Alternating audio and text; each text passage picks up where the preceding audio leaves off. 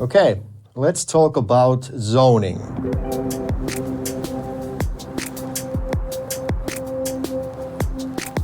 We have the familiar tools returning, which are the fill tool, which fills the entire continuous zone with the selected zone type. Then we have the marquee tool where you can select these rectangular areas and just plop a little zone there. You can also have the paint tool, which you can use to basically paint cell by cell to make the zones exactly the way you want. Compared to CS1, in CS2 the dezoning tool is added to your mouse and it's the right click on your mouse, so it's not a separate tool anymore. You can even zone over existing zones. At release in City Skylines will feature two architectural styles, North American and European. These styles include zoned buildings, service vehicles, road markings, and roadside props.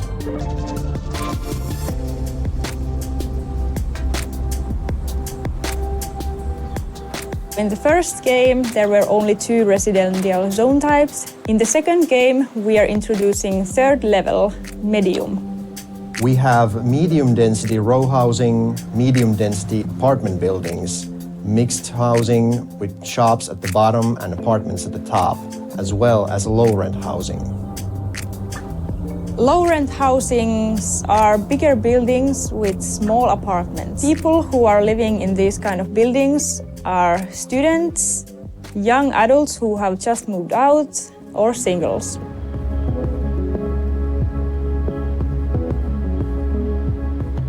Mixed housing is a new zone type in City Skylines 2.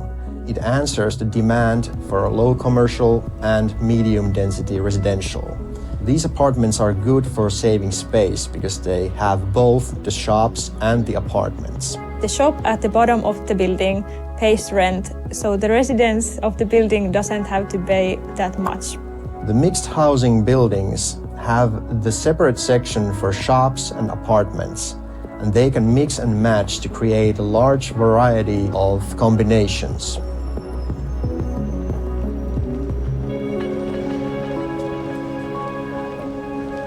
The zoned industry has two categories of buildings.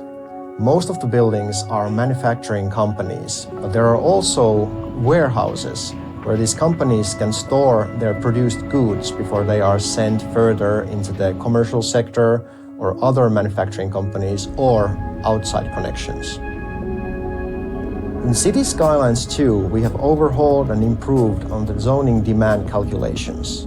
We have great tools for you to understand how to zone better. The system is now more complex, but not complicated. The game has a new feature called City Specialization Bonus. This means that companies working on same materials and producing similar goods, when placed in close proximity, these companies gain an increase in efficiency, which in turn increases their productivity and profit.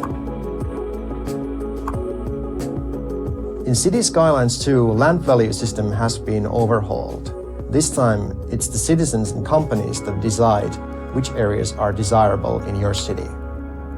And it is your job to provide them with the services and opportunities they need to live prosperous lives. The zoning tool also introduces zoning overlay. This includes information for the different zone types, where to zone them, and which places are not maybe the best places for them to be in.